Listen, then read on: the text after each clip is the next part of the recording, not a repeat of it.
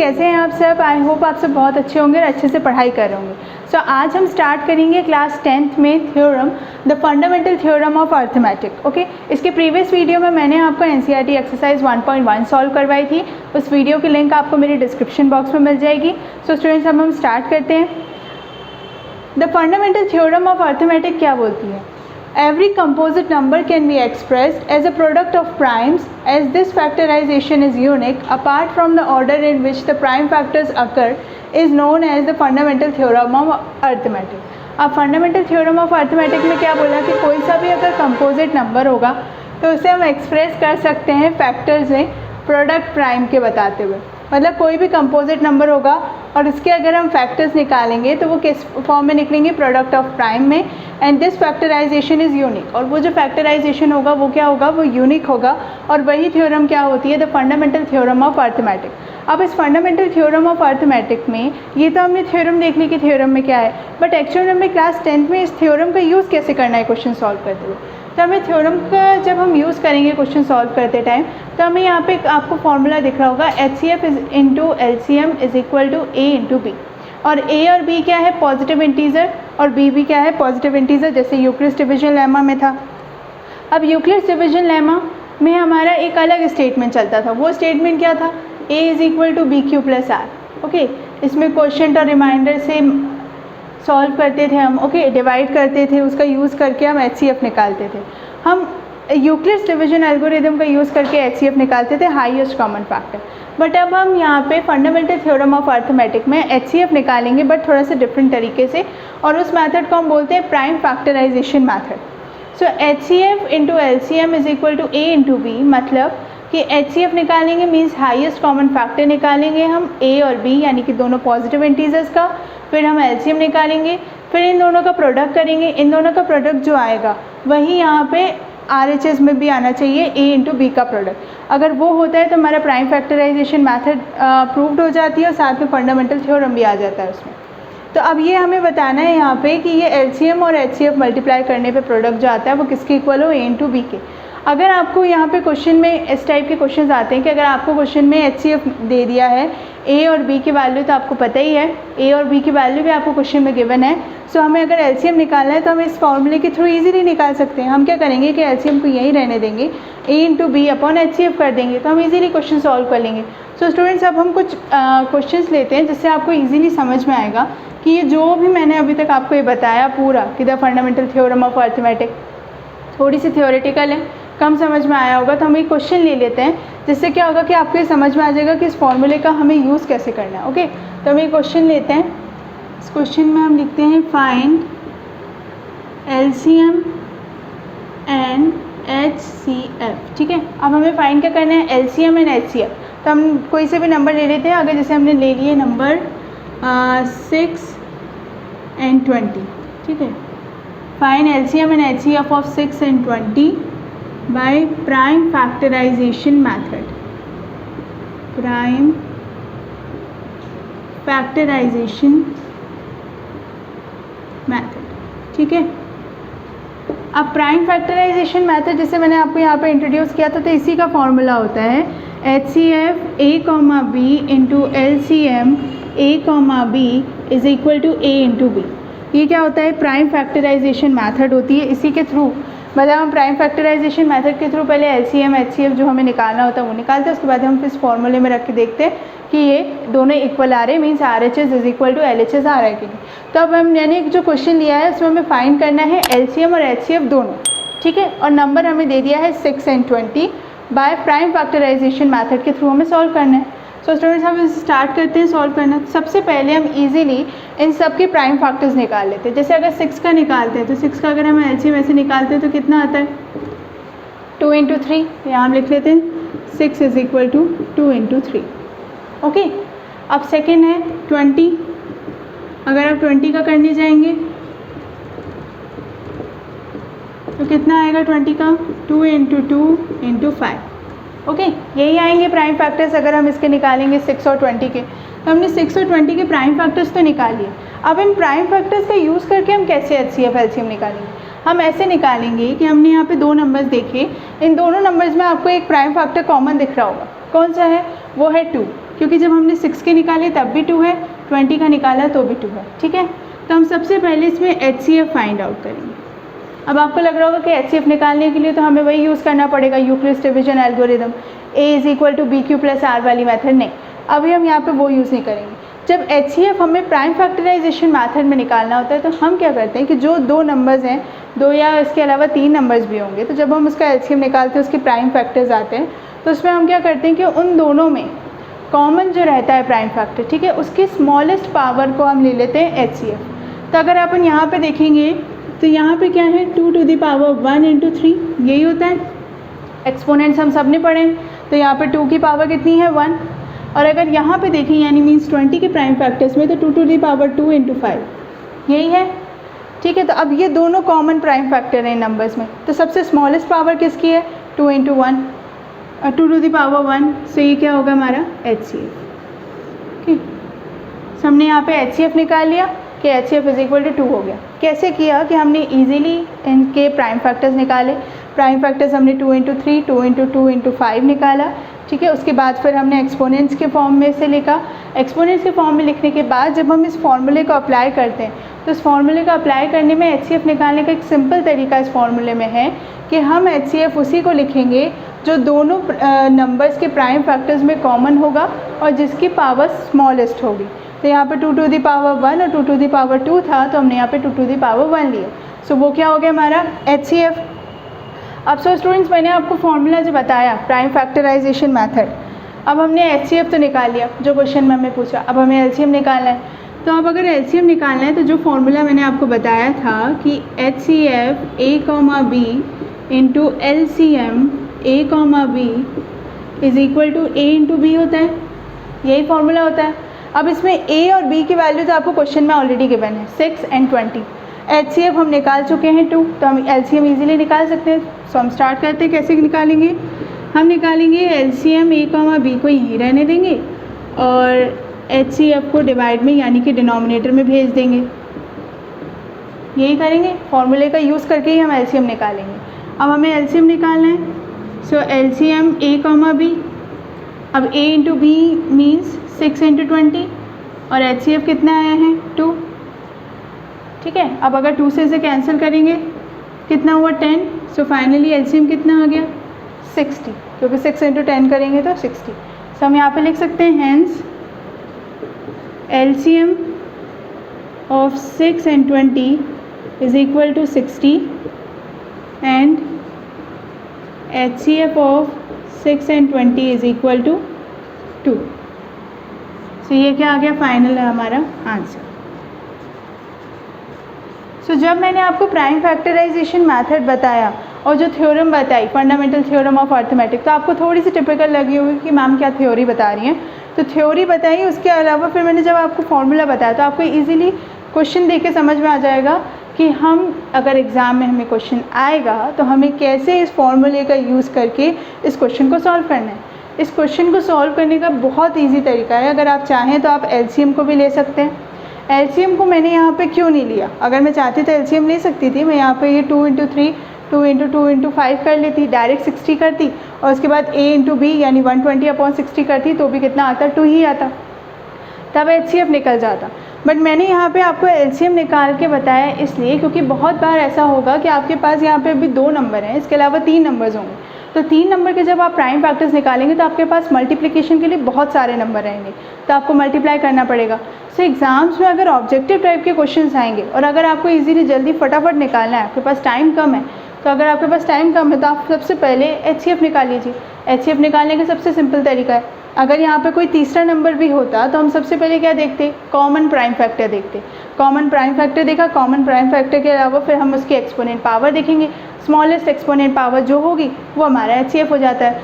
Suppose अगर इसी question में देखें तो इसी क्वेश्चन में अगर हमें यहाँ पे मान लीजिए 9 दे दिया होता, सो 3 × 3 होता, ठीक है। और इसके साथ में भी अगर ये 20 की जगह कोई और नंबर होता या मल्टीप्लिकेशन में 3 होता, तब भी हम यहाँ पे क्या करते हैं कि यहाँ पे एक्सपोनेंट की पावर के अकॉर्डिंग क्या है, 3², यहाँ पे 3 to the power 1 और यहाँ पे 3 to the power 1, तो हम यहाँ पे 3 to the power 1 को ही लेते।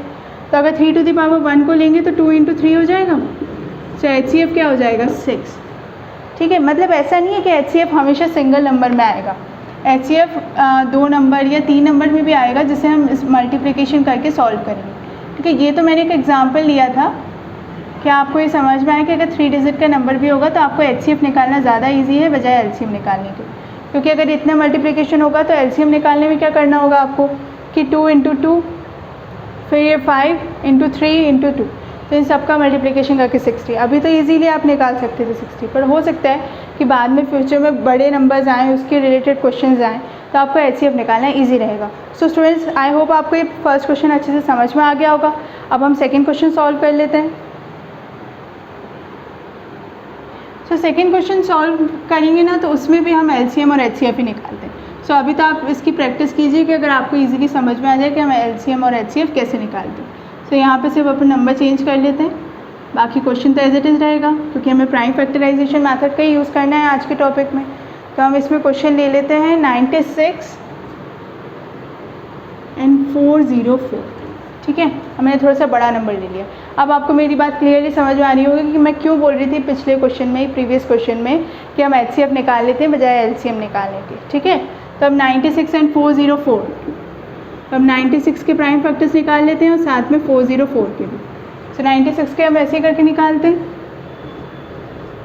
ठीक, 96 के निकालेंगे,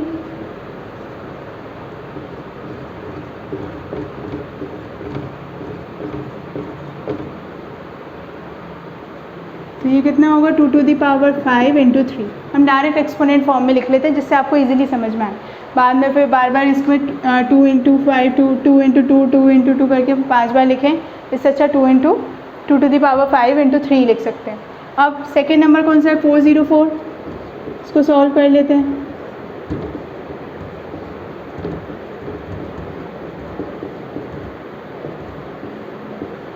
तो ये कितना हो जाएगा 2 to the power 2 × 101।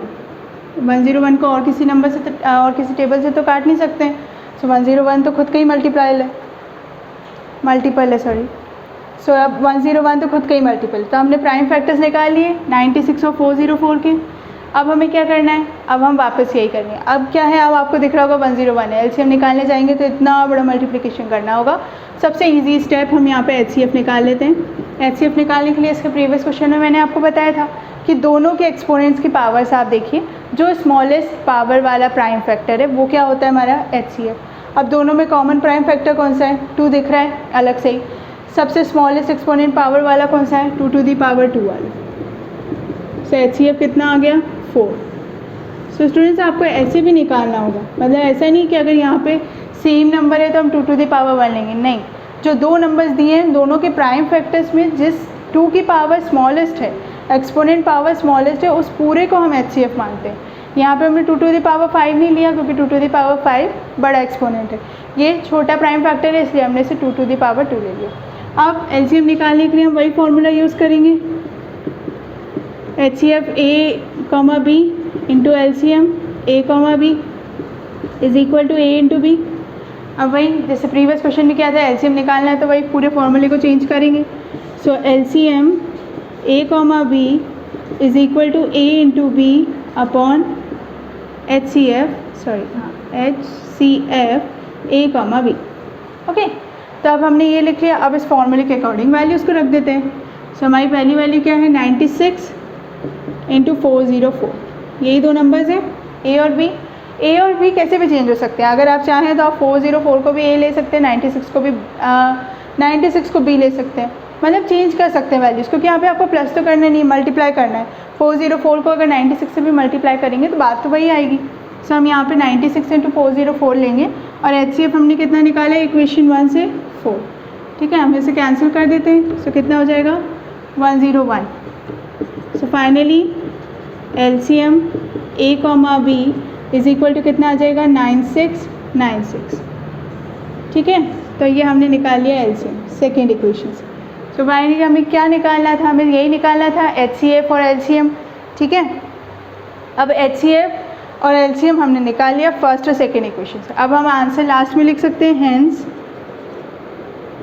LCM of कौन से दो नंबर हैं 96 and 404 is equal to 9696 and HCF of 96404 is equal to कितना आया है 4। सो फाइनली स्टूडेंट्स हमारा ये आंसर आ गया। हमने फर्स्ट इक्वेशन सेकंड इक्वेशन को देखा तो क्या आया है आंसर, LCM आया है हमारा 96, HCF भी आया है। अगर आप चाहें तो ये तो हमने फॉर्मूला यूज़ किया था, आप यहाँ पे लिख सकते हैं 96 एंड 404, ठीक है। ये आया है LCM, ये आया है HCF, तो दो इक्वेशंस हमने निकाल लिया कि LCM आया इतना, HCF आया इतना। तब आपको समझ में आ गया होगा कि प्रीवियस क्वेश्चन में मैंने आपको क्यों बोला था कि आपको HCF निकालना इजी पड़ेगा, क्योंकि LCM निकालने में आपको मल्टीप्लाई करना पड़ेगा, बहुत सारे नंबर्स होंगे आपके पास। ऑब्जेक्टिव टाइप के क्वेश्चंस अगर आते हैं एग्ज़ाम में तो आपको ये इजी रहेगा कि आप कम मल्टीप्लिकेशन में कम टाइम में और सॉल्व करें क्वेश्चन बिल्कुल सही, मतलब बिल्कुल मिस्टेक ना होता है। HCF हम इजीली निकाल सकते हैं, फॉर्मूले में वैल्यूज़ को रखेंगे तो हमारा LCM बिल्कुल सही आ जाएगा। अगर आप LCM को मल्टीप्लाई करने बैठते तो आपको इतनी बड़ी वैल्यू लाने के लिए मल्टीप्लाई बहुत करना पड़ता, ठीक है। और किसी किसी बच्चे को मल्टीप्लाई करने में प्रॉब्लम भी होती है। तो HCF अगर आप निकालेंगे तो LCM निकालना आपको प्राइम फैक्टराइजेशन मेथड के फॉर्मूले से इजी पड़ेगा। सो स्टूडेंट्स अब आप इसका स्क्रीनशॉट ले लीजिए, इसके आगे फिर हम एक्सरसाइज 1.2 करेंगे। सो स्टूडेंट्स आई होप आपको दोनों क्वेश्चंस अच्छे से समझ में आ गए होंगे कि कैसे हम प्राइम फैक्टराइजेशन मेथड के थ्रू HCF और LCM निकालते हैं, कि कैसे हम इस फॉर्मूले का यूज़ करते हैं। सो इस साइड को मैंने रब नहीं किया क्योंकि जिससे आपको मैं आगे जो एक्सरसाइज 1.2 करवाऊँगी तो आपको समझ में आएगा कि मैं कैसे इन फॉर्मूलेज़ को यूज़ कर लूँ। सो हम देखते हैं 1.2 के फर्स्ट क्वेश्चन में क्या गिवन है। फर्स्ट क्वेश्चन में गिवन है express each number as a product of its prime factors. तो जितने नंबर्स, मतलब फर्स्ट क्वेश्चन में 5 पार्ट है तो उन पाँचों पार्टों को हम 1 बाय 1 सॉल्व करेंगे और पाँचों में हम प्राइम फैक्टर्स निकालेंगे उनके प्रोडक्ट के फॉर्म में। सो प्राइम फैक्टर्स निकालने का मतलब होता है LCM निकालना, ठीक है। सो हम इसे सॉल्व करते हैं। सो फर्स्ट क्वेश्चन के फर्स्ट पार्ट में नंबर गिवन है 140। अब 140 के प्राइम फैक्टर्स निकालना है तो हम इसे कैसे सॉल्व करेंगे, हम इसका LCM निकालेंगे इजी वे। सो हम यहाँ पे लिखेंगे 140, 2 से ऐसे करेंगे डिवाइड,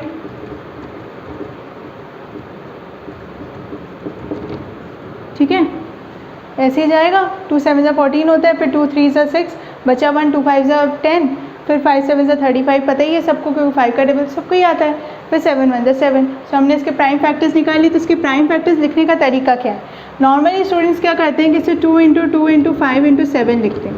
आप इसे ऐसे मत लिखिए क्योंकि हम ऑलरेडी 9th में एक्सपोनेंट्स पढ़ चुके हैं, इसके प्रीवियस क्लासेस में भी हमने एक्सपोनेंट्स तो पढ़ा ही है। तो हम इसे ऐसे लिख सकते हैं 2 to the power 2 × 5 × 7, क्योंकि इसका मतलब भी वही होगा जैसे अगर आप इसे ओपन करके लिखेंगे, मीन्स 2 × 2 × 5 × 7, जैसे मैंने अभी आपको बताया। तो ऐसे जो स्टूडेंट्स लिखते हैं अब मत लिखा करिए क्योंकि हम ऑलरेडी पहले की प्रीवियस क्लासेस में पढ़ चुके हैं। तो फिर हम क्यों, जब हमें जो मेथड आती है तो हम उसको क्यों यूज़ ना करें। सो अब हम इसका सेकेंड पार्ट सॉल्व करते हैं। अब इसके सेकेंड पार्ट में कौन सा नंबर गिवन है, इसके सेकेंड पार्ट में नंबर गिवन है 156।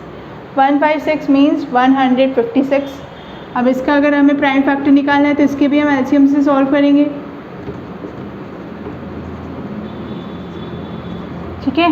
यही होगा 2 7 14 बचा 1, 2 8 16। फिर अब हम इसे 39 को तो नहीं ले सकते, तो हमने 3 से डिवाइड कर दिया तो 13 हो गया।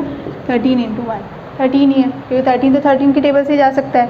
अब आपको दिख रहा होगा कि हम इसे भी इसके तरीके से लिखें क्योंकि दो नंबर एक ही नंबर 2 बार आ रहा है ना। तो अब एक नंबर 2 बार आ रहा है तो हम इसे एक्सपोनेंट के फॉर्म में लिख लेते हैं 2 to the power 2 × 3 × 30। So finally हमने सेकेंड पार्ट भी सॉल्व कर लिया कि 156 के हमें प्राइम फैक्टर्स निकालने थे प्रोडक्ट फॉर्म में और वो हमने निकाल लिए LCM निकाल के, ठीक है। अभी तो प्राइम फैक्टराइजेशन मेथड का यूज़ नहीं आया। प्राइम फैक्टराइजेशन मेथड का यूज़ हमने इसके प्रीवियस 2 क्वेश्चंस में किया था जिसमें हम इस फॉर्मूले का यूज़ करते थे, बट अभी हमें से फर्स्ट क्वेश्चन में प्राइम फैक्टर्स निकालने को बोला तो हम प्राइम फैक्टर्स निकाल लेते हैं। तो प्राइम फैक्टर्स निकालने के लिए थर्ड पार्ट में कौन सा नंबर गिवन है, देखते हैं। थर्ड पार्ट में नंबर गिवन है 3825, सॉरी हाँ 3825 मतलब 3825। अब इसके प्राइम फैक्टर्स निकालने के लिए 3825, ये जो आप LCM निकाल रहे हैं मैक्सिमम स्टूडेंट्स को तो आता है, बट जिनको थोड़ी सी भी प्रॉब्लम होती है तो वो थोड़ा सा ट्राई करें कि हमको 3 8 5 इनके टेबल तो आते ही हैं, तो हम इजीली क्यों ना इसे माइंड में ही कर लें, क्योंकि अगर आप इसे यहाँ पे डिवाइड ऐसे करेंगे ना तो फिर ये काफ़ी लंबा प्रोसेस हो जाएगा। और फिर जब ऑब्जेक्टिव टाइप के क्वेश्चंस आते हैं ना तो फिर इतना अगर हम एक क्वेश्चन में टाइम लगा देंगे तो बाकी क्वेश्चंस कब करेंगे।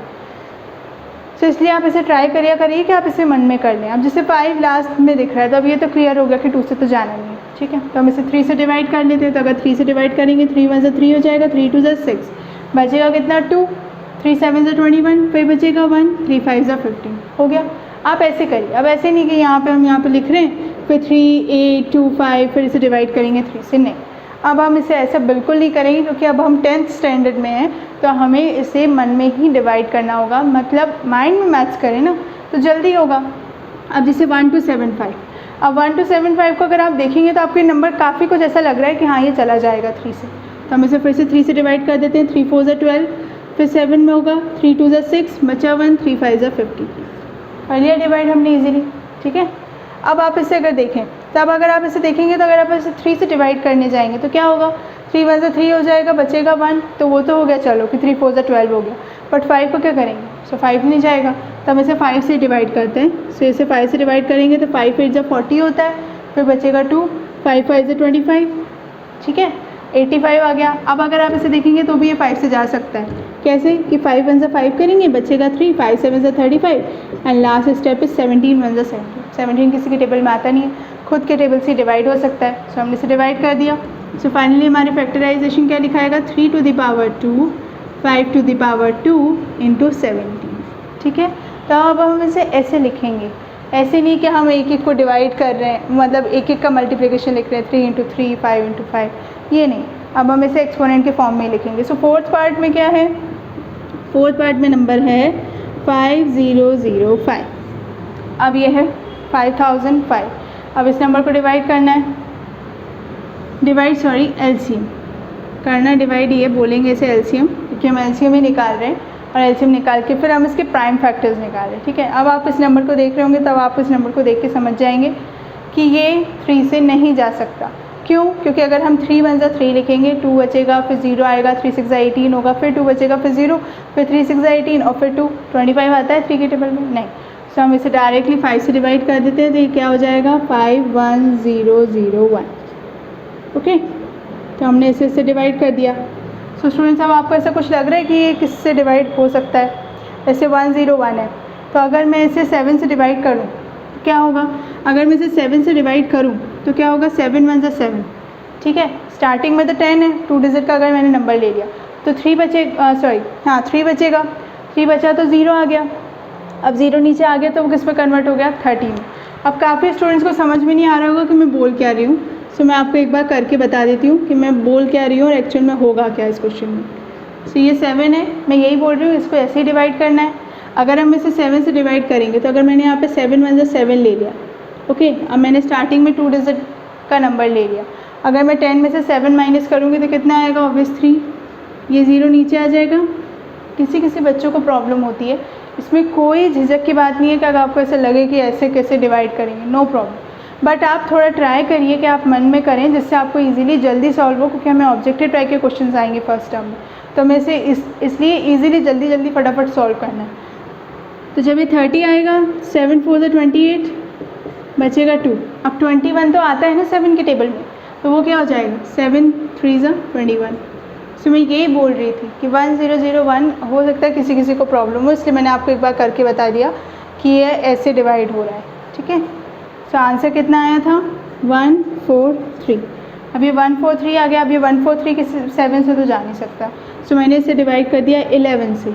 सो 11 1 से 11, बचेगा 3, 11 3 से 33, ठीक है, और फिर 13 1 से 30।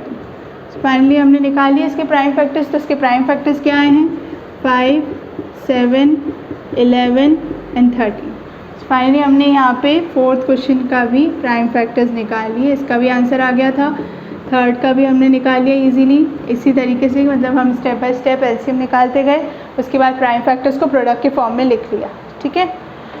तो जिन भी बच्चों को डिवाइड में प्रॉब्लम है कि हाँ हम डिवाइड कैसे करें, तो उन्हें क्या करना है, सबसे पहले तो उनको टेबल याद है, तो जितना हो सके उतनी प्रैक्टिस करें कि जिससे वो इजीली जल्दी फटाफट एलसीएम निकाल सकें, क्योंकि 10 तक के टेबल तो बिल्कुल अच्छे से याद होने चाहिए, क्योंकि आप इजीली उसी से आराम से एलसीएम निकाल सकते हैं। फ्रेंड्स, हमने फोर्थ पार्ट तक सॉल्व कर लिया। फोर्थ पार्ट में हमने 5005 के फैक्टर्स निकाल लिए। अब इसके फिफ्थ पार्ट में क्या नंबर गिवन है, फिफ्थ पार्ट में नंबर गिवन है 7429 की। अब 7429 का अगर हमें प्राइम फैक्टर्स निकालने तो हमें फिर से इसका एलसीएम लेना होगा। अब जब इसका एलसीएम लेंगे तो क्या होगा 7429। अब आपको दिख रहा होगा कि 3 के टेबल से तो नहीं जा सकता, ठीक है, 3 के टेबल से नहीं, तो मैंने इसे डिवाइड कर दिया 17 से, ठीक है। अगर 17 से डिवाइड करेंगे तो कितना आएगा 2, 17 2 ज़ा नहीं 17 2 ज़ा छोटा जाएगा, 17 4 बचेगा 3 7, सो कितना आएगा आंसर 437, ठीक है। अब 437 आ गया, 437 को हम 17 से किसी बड़े नंबर से ही हमें कैंसिल करना पड़ेगा, ठीक है। कैंसिल करना है तो अभी 18 के टेबल से तो जा नहीं सकता, तो मैंने इसे डिवाइड किया 19 से, तो 19 से किया तो 19 2 ज़ा एंड 3 23, तो अब 23 तो खुद के टेबल में ही आता है, सो फाइनली कितना आ गया 23 1 ज़ा 23। तब यहाँ पे हमारे 3 ही प्राइम फैक्टर्स आए, तो क्या क्या प्राइम फैक्टर्स आए हैं 17 into 19 into 23, okay. So student 7429 का जो प्राइम फैक्टर था वो हमने निकाल लिया, मतलब हमने फर्स्ट क्वेश्चन के 5 पार्ट्स पूरे 1 बाय 1 कंप्लीट कर लिए। और इसमें हमें निकालना क्या था, उसमें हमें सिर्फ इतना निकालना था कि प्राइम फैक्टर्स हमें निकालने हैं प्रोडक्ट फॉर्म में, ठीक है। तो हमने पाँचों पार्ट सॉल्व कर लिए, 140 का निकाल लिया, 156 का, 320 3825 5005 7429। सो स्टूडेंट्स आज के लेक्चर में हमने पूरे फंडामेंटल थ्योरम समझी कि फंडामेंटल थ्योरम ऑफ अर्थमेटिक क्या होती है, प्राइम फैक्टराइजेशन का फॉर्मूला देखा, उससे रिलेटेड कुछ एग्जांपल सॉल्व करिए, साथ में एक्सरसाइज 1.2 भी स्टार्ट करिए और उसके फर्स्ट क्वेश्चन के 5 पार्ट्स पूरे कंप्लीट किए। अब इसके नेक्स्ट वीडियो में मैं एक्सरसाइज 1.2 के आगे के क्वेश्चंस अपलोड करूँगी। सो स्टूडेंट्स प्लीज़ मेरे चैनल को सब्सक्राइब करें और बेल आइकन ज़रूर दबाएँ, जिससे जब मैं नेक्स्ट वीडियो अपलोड करूँ तो आपको नोटिफिकेशन शो हो। Thank you students.